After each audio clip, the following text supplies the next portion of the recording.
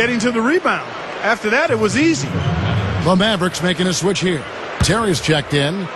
And Phoenix with a change here, too. Brown's checked in.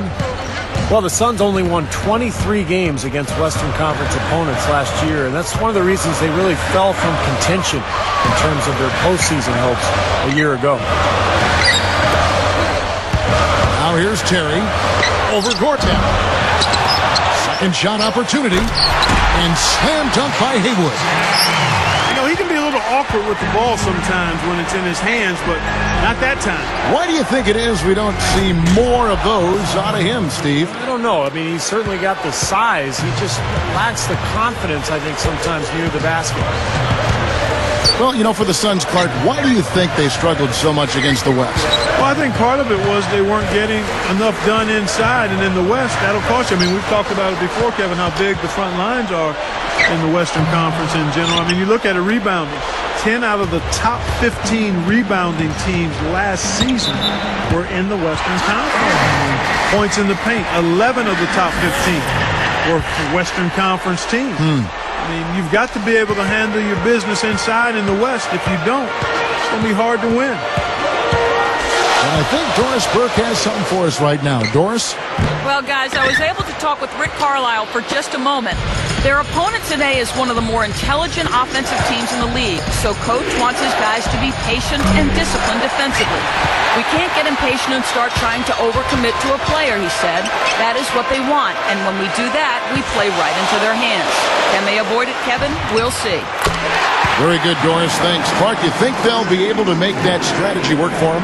Well, we'll see, Kevin. I mean, holding opponent's shooting percentage down comes down to trust in your defensive scheme and then making the effort to challenge every shot. That's Steve, right. what do you think? Well, yeah, trust is a key word that Clark just mentioned, and I think the aggressiveness, you know, the ability to close out on shooters, make your rotations, but really challenge those shooters. That's going to be key. And Steve Nash, even with all the turnover in Phoenix, just kept putting up numbers, 15 points and 11 assists a night a year ago. And that was without Amari Stoudemire, who left for New York, signing as a free agent. Right. Foul call that time on the way up. That'll give them 2 chances at the free throw line here. They get Sean Marion. Back to Nash's production, having a finisher like Amari Stoudemire might help, but it goes to show you that, you know, he can set up any kind of play. Well, he's a room service dime dropper, so if you can catch and finish, you're going to get scores. I mean, that's how good he is. That's why we talk about the point guard making it easier for his teammates, and he's one of the elite that we've seen in the history of the league. Well, you mentioned something earlier about his IQ. Yeah. To me, that is just off the chart. Exactly, and it helps you as you get older. When you know where to be and how to get there, it gives you an extra step, even if you don't have it physically. The Suns making a switch here. Morris is checked in, and the shot is good. How about the energy he puts into crashing the boards, guys? On the wing, Marion. Smooth as silk on the finger roll. Marion's got his first points of the game. I like the fact that the Mavs were a really strong team at home, and it shouldn't be a surprise. I mean, it seems like each year they find a way to win in front of a terrific home crowd.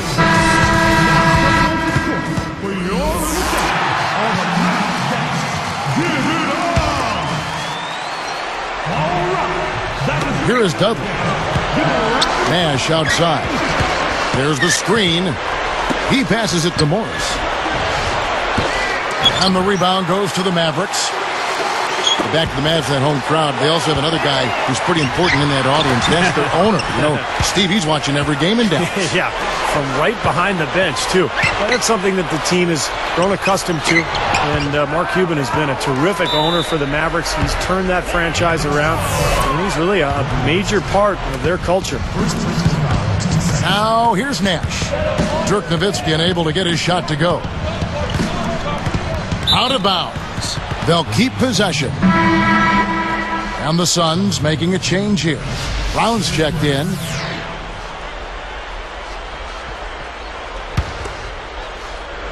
Here is Dudley. Still looking to get on the scoreboard. Morris with the ball. Pushes up. And he was camped in the lane there, and he gets the 3-second call. a lapse in focus there because that looked to be a pretty easy pass to make. Hakeem Warwick, he's checked in for Phoenix. 1:04 left to play in the first.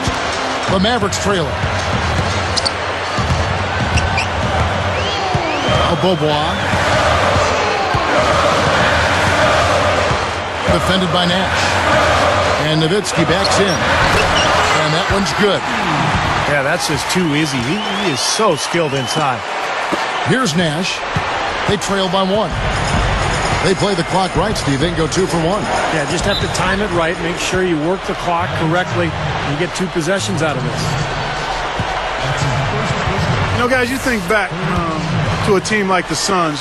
They had a terrific shot at winning the championship just a few short seasons ago, and it doesn't seem like they're in real contention right now going forward. We're talking about the Suns' fall from contention, some of it age, but Steve, a number of tough breaks and maybe a few self-inflicted wounds along the way. Well, Steve Nash is getting older, still was a very productive player a season ago. I think the biggest difference, though, for Phoenix was not having Amari Stoudemire, who left as a free agent for New York.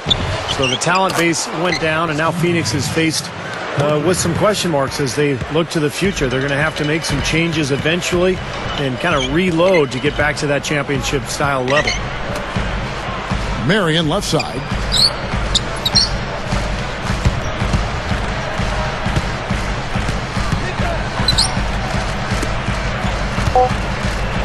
From deep, Bobois.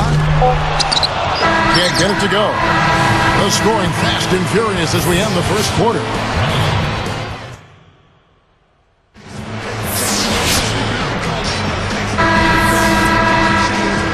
And the first quarter is in the books. Second about ready to get underway. Here is Carter. Well, Gortat was a really nice pickup for the Suns. He was a backup to Dwight Howard in Orlando. Never really got the minutes that he deserved. And the Suns gave him that opportunity, and he made the most of it. Haywood and Dirk make up the front court. Carter is out there with Delonte West, and it's Marion in at the 3. That's the lineup in the game for Dallas. And Doris Burke has a report for us from the sideline.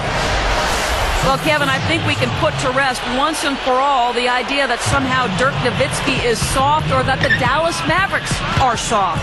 It's a label that had been spread to the whole team, and they are glad to put it behind them. Jason Terry said of Dirk Nowitzki, Dirk has huge resolve. Regardless of what people say about him, he's going to come to the gym every day and prepare the same way. He's been doing it for so long, and he still doesn't get the credit that he deserves. A championship will help get that credit rolling, guys. Thanks, Doris. Yeah, make no mistake about it. I mean, Dirk was never a pushover. I think that was an unfair label. But what winning the title did was it shed that label forever. And it kind of put his stamp on the history of his impact on the NBA. Just an amazing story, Dirk Nowitzki last year. Nice job coming off that screen. Marion's got 6 points. Stuffs it through. A true power dunk, Kev. I thought he might squeeze the air out of the ball on that one. Well, when he gets it near the basket, you know where he's headed. And he's going fast and with force. Now here's Marion. He's got 6. Nowitzki draws the double. He's picked up by Lopez. No stopping him there. Jams it in as he's fouled. A chance now for a 3-point play. Brad Hill picks one up. Channing Fries checked in for Robin Lopez. And that one falls, and that puts him up by 1 point. And you wonder how important Dirk Nowitzki is to the Mavs. Well, last season they were humming along, had one of the best records in the NBA. And then Dirk had a knee injury, kept him out of 9 games. Dallas went 2-7 without him. So this is a team that really revolves completely around Dirk Nowitzki.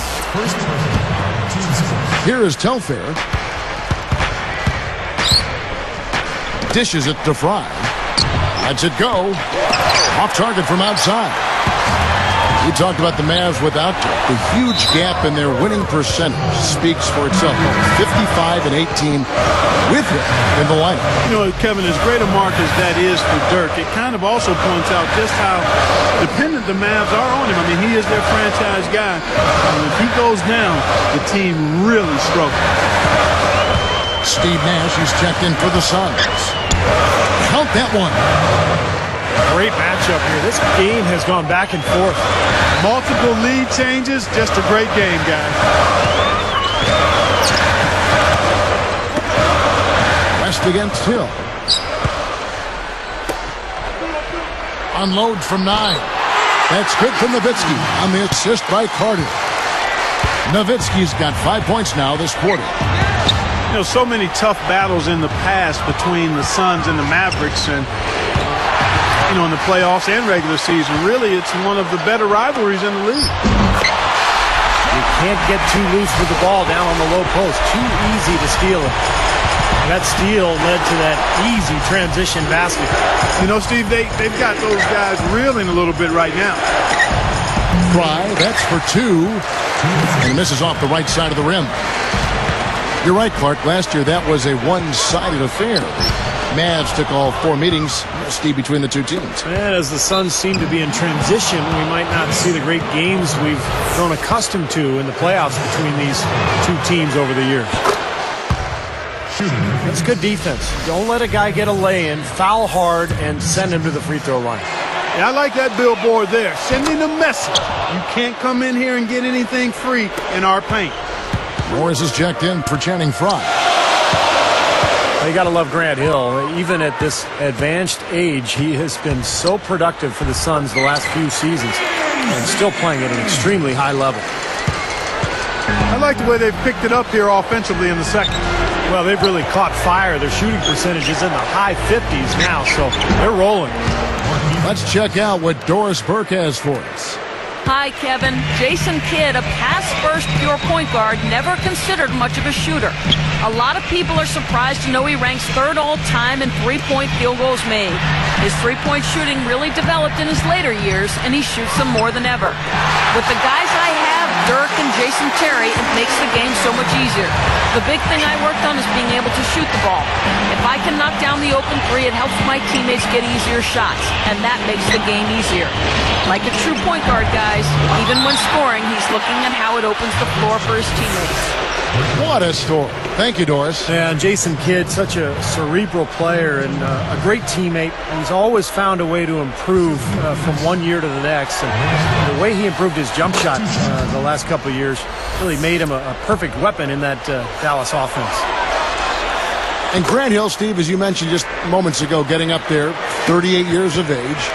Last season, his best since 2006 in Clark. He's not missing games anymore. He's durable, and you have to give a lot of credit to the training staff in Phoenix for how well he's retained that mobility. And more than anything, I've been impressed by his ability to defend. I mean, at his age, that's amazing. I mean, he's out there not hiding at all defensively, guarding guys on the perimeter and doing it effectively. Easily their best defender. Yeah, I thought so. Yeah. They continue to barrel their way inside, and when's the defense going to adjust? Well, I'm asking the same question myself, partner. I mean, that's 8 points out of their last 10 coming inside. The Suns making a switch here. Brown's checked in. Old school, old-fashioned, one-hand power jam. Just like you, Clark, tried and true. That's all he needed to do, just taking care of business out there. Now, here's Brown, following the miss by Steve Nash. Marion is tagged with the reach. So that will be his second foul of the game. We're in the bonus. We'll go to the line to shoot 2. Not the guy you want to send to the line, Kevin. Both shots good from the stripe. Here is Carter.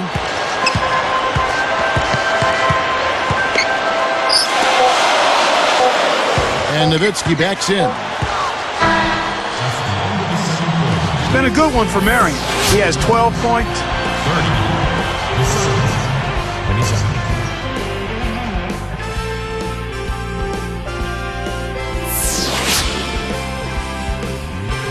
Welcome back, everyone. The second half about to get underway, and it's been a close one so far. You know, guys, Dallas kind of get slept on in terms of playoff action because they've been so disappointed in recent years, but they worked hard all season, and the hard work has its reward. Great perspective. All fueled up and ready to go. Let's reset the lineups courtesy of Gatorade for the second half of basketball. I'm Phoenix, looking who they've got on the floor.